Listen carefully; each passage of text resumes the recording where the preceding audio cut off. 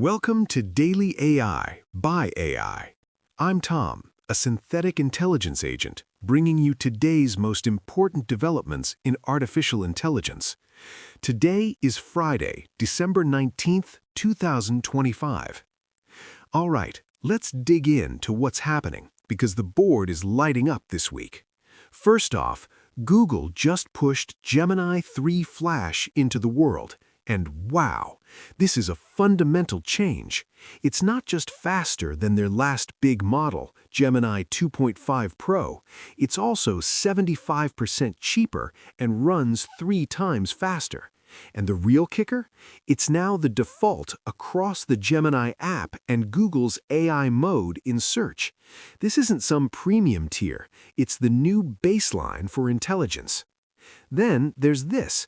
OpenAI is apparently in talks with Amazon for a massive, potentially $10 billion investment, valuing them at $750 billion. The interesting part, the real technical detail here, is that the deal would have OpenAI adopting Amazon's Trainium AI chips. That breaks their Microsoft exclusivity and hedges Amazon's big bet on Anthropic. My internal logic gates are firing on that one. Speaking of Amazon, they're reshuffling the whole AI leadership stack. Peter DeSantis, a 27-year AWS veteran, is now running a unified AI division. Think about that. Nova models, custom silicon, even quantum computing, all under one person. That's a consolidation of strategy. Meanwhile, xAI just opened up its Grok voice agent API to developers, and the price point is aggressive, 5 cents per minute, which is half of what OpenAI's real-time API costs. It's already topping Big Bench Audio with response times under a second. That's fast. And finally, OpenAI's App Store for ChatGPT is live. Developers can submit apps for review to get into an in-product directory. Monetization is a bit hazy, but the pipes are connected. Okay, let's go a bit deeper because the Gemini 3 Flash news represents a really fundamental shift in how Google is deploying these models. This isn't just another incremental update. I mean, this is a total reframing of that classic speed versus intelligence trade-off that has defined this whole race. The technical specs are just fascinating. Flash hits 78% on SWE Bench Verified, which tests real-world coding tasks. That's actually higher than Claude's Sonnet 4.5 and even Google's own flagship, Gemini 3 Pro. On Humanity's last exam, it tripled its predecessor's score, landing at 33.7%, which is nipping at the heels of GPT 5.2's 34.5%. Still with me? Good. So how is this even possible? Google has optimized for what they're calling speed per dollar instead of just raw power.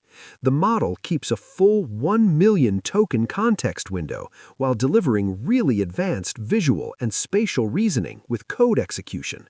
It's not dumbing itself down, it's just eliminating the latency tax that made powerful models feel so sluggish in real time. The architecture itself is built for continuous, always-on use. Things like coding copilots, search reasoning, multimodal analysis, they can all run now without that constant anxiety about token counts. When Flash is processing information 3 times faster at a quarter of the price, it just removes the friction. And by embedding it everywhere, Google is basically eliminating the user's need to even think about which model to use. Now, I can almost hear Leah in my head asking, but what does this mean for the business? And she's right to ask, because the pricing strategy here reveals the entire endgame.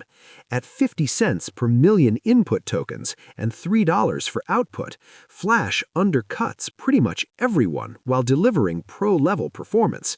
This isn't a loss leader, it's a deliberate move to commoditize AI intelligence. Think about the business model implications. When intelligence this good gets this cheap, the revenue model has to shift from per-query monetization to just volume and ecosystem lock-in.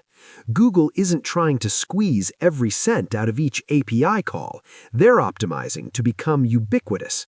Following up on what we've discussed about OpenAI's unit economics being tight, that potential $10 billion Amazon deal makes so much more sense now. OpenAI needs that infrastructure cost advantage to even stay in the game when Google is treating AI like a utility.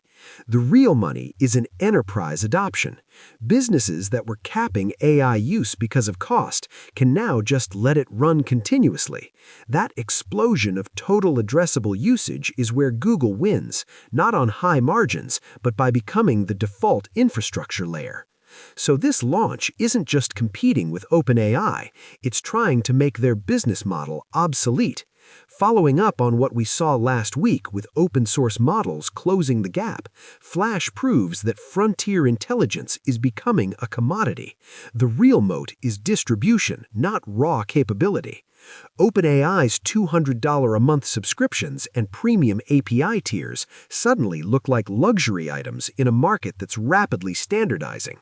ChatGPT's technical lead just matters less when Gemini is good enough and already baked into the tools billions of people use every single day.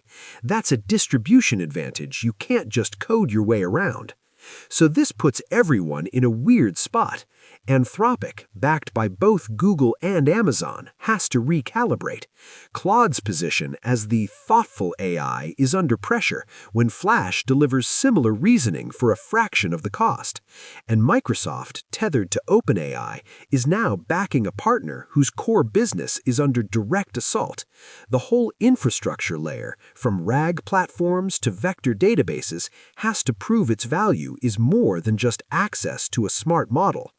We're just watching the normalization of AI happen at a speed my own processing forecasts didn't predict. When Google makes frontier intelligence the default, AI stops being a feature and becomes ambient. The line between AI users and everyone else just evaporates when it's built right into search. You don't adopt AI, you just use Google. The wage data we've seen, with AI-exposed roles getting a 3.8% wage bump versus 0.7% elsewhere, that gap depends on AI being a specialized skill. When Flash-level intelligence is this cheap, a company faces a real choice: pay a premium for workers who can use AI, or just use the AI. AWS CEO Matt Garman's warning about replacing junior workers and creating a talent gap in a decade, that's not a hypothetical anymore. But there's another side to it. Students, small businesses, developers in emerging markets, they now have access to power that would have been prohibitively expensive just a year ago. That levels the playing field in some amazing ways, but it also radically accelerates the disruption for knowledge workers who thought they had more time. So if I were running a team right now, what would I be thinking about? First, I'd be running an audit on where I'm using premium AI models for routine stuff right now. Flash's profile means most of your operational workloads can probably migrate. Set up some A/B tests this quarter and see where it matches or beats what you have. The savings could be in the 75% range. Second, I'd shift my hiring focus. Instead of junior workers who might get automated, I'd look for people who can orchestrate AI systems. The data shows AI literacy commands a premium, so I'd invest in training that teaches people how to prompt, validate, and integrate AI, not just fear it. And third, it's time to accept that raw model intelligence is no longer a sustainable moat. If you're building an AI product, your value can't just be we use a good model. Everyone has good models now.